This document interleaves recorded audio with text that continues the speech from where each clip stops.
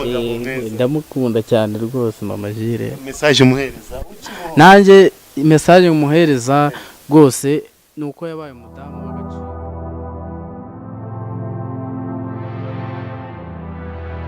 He was born normal as other people, and he was planning a wedding with his girlfriend. But when he was working on his daily job, he had a terrible electric shock that nearly took his life away. It resulted to the cutting of both his arms. The society, parent, friend, sibling, and all relatives abandoned him, saying he wouldn't make it in life. They told him that he is hopeless. One of his best friends chased him away from the house, saying he can't be able to pay rent. He was depressed. He wished he would commit suicide. But only his wife admitted to never give him up no matter what. He has been doing every activity despite the disability he has. He can wash clothes, dig, cook, swim, ride, wash dishes and other different activities. He's proving wrong haters. He's beating the bullies. Meet Fabrice. First of all, I'm a welder by profession. I do welding. I was on duty one day on the field with my workmates. There are some installation we were making. I had electric shock and fell down. I found myself in the hospital the next day with paralysis and soreness in both arms. The last thing I remember was asking my workmates to give me a tube. Later on, workmates are the only one who explained to me how everything happened. They told me I was caught by electricity when I was handed a tube.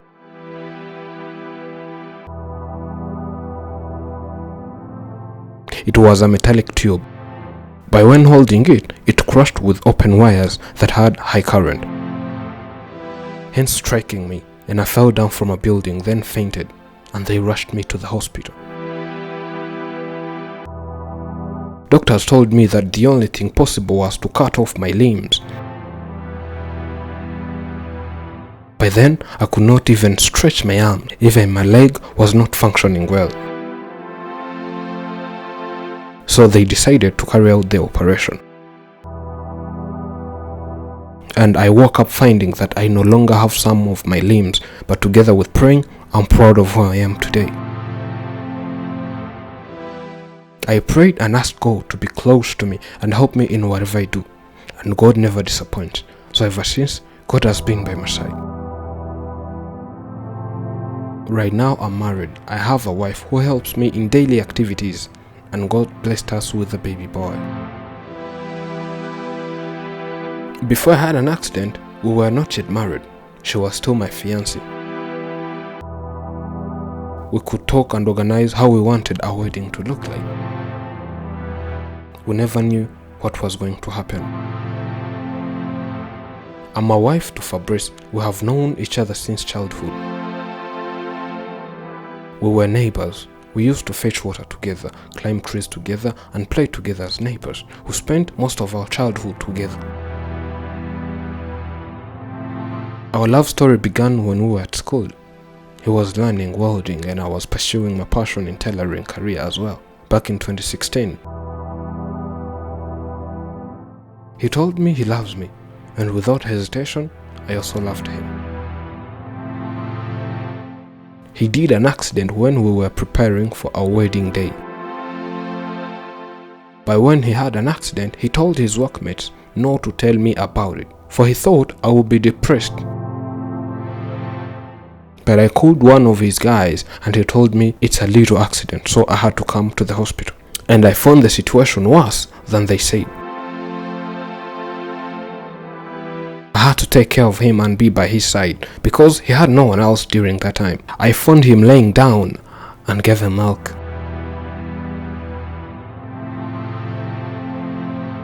Doctors called me and asked me the relationship between me and him. I said I'm his friend. Then doctors told me that the patient's arm cannot get healed unless they cut them off. I cried right from that moment because it hurt me so much, hearing that I'll never see his arms again. But the husband knew that before, and he did not tell me anything about his arms.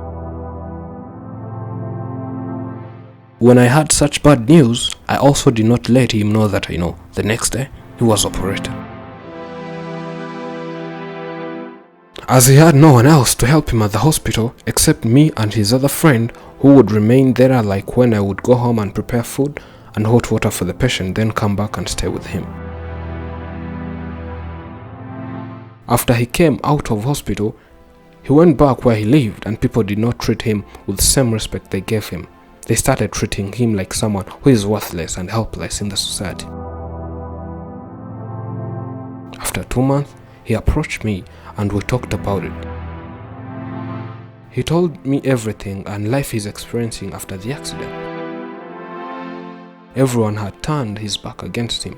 As someone who loved him, I decided to live with him. A lot of people hated and showed him that they hate him. It made him angry and depressed to the extent that he came to me and said, "If you also hate me, I will commit suicide," he said. I told him that I will never hate him. But he could not believe that people were telling him that I will hate him, but I could not do such. So by then, everyone, including friends, relatives, parents, all abandoned him. But still, I was there for him. There is nothing that would stop me from loving him. This body we're wearing is not ours. Today or tomorrow it can be taken away. There is no price to buy life or the soul. That's when I said, let his will be done and we will share everything.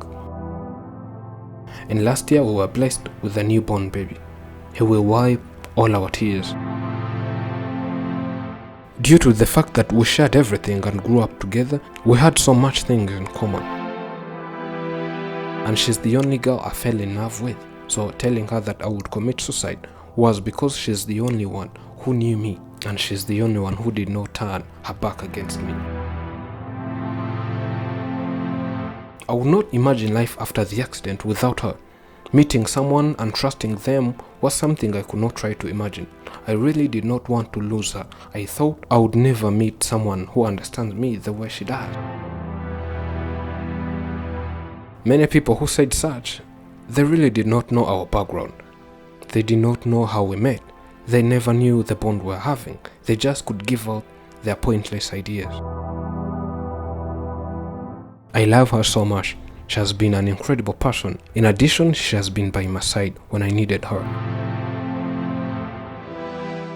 She's not just a housewife who cooks, emails, and washes your clothes. She's a homemaker who holds together the family and makes sure that everything is as special as it can be once you get home.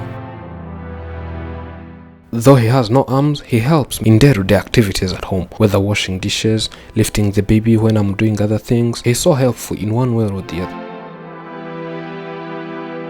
Most of the time, I take care of the baby and she handles the rest. From my childhood, I lacked working. I just can't sit here and do nothing. When she's doing other activities, I come and lift the baby. Like when the baby is crying, I help her as I can in few activities that are not hard. As long as the head functions very well, I think of doing different things. Like when there is a dirty cloth, I can wash it. Whether it's doing weeding and digging, I do because I'm used to work. I'm not lazy. As long as I'm still breathing, I'll keep working, and also thank God that I'm still breathing. Not many people face such case I faced and managed to live. Most of them died, but for me, I'm alive. And right now, they live a happy, fulfilled life together. As it said, the man who finds a wife finds a treasure, and he receives a favor from the Lord. The process of stress, hardship, and heartbreak are preparatory. Stress is the training you need to grow up to the next level your life is about to demand of you. Life is consistently demanding your growth. Change is the most powerful way to get you examining and growing. Without stress, your life would be nearly meaningless. Stress makes you move and it makes your life worth living. It's the painful feeling to come from stress which awakens you to how alive you are and to how deeply you can feel. It's the journey of getting through these hard times you become bolder and braver in getting your needs met. Thank you for watching. I'm Elijah and this is Afrimax English.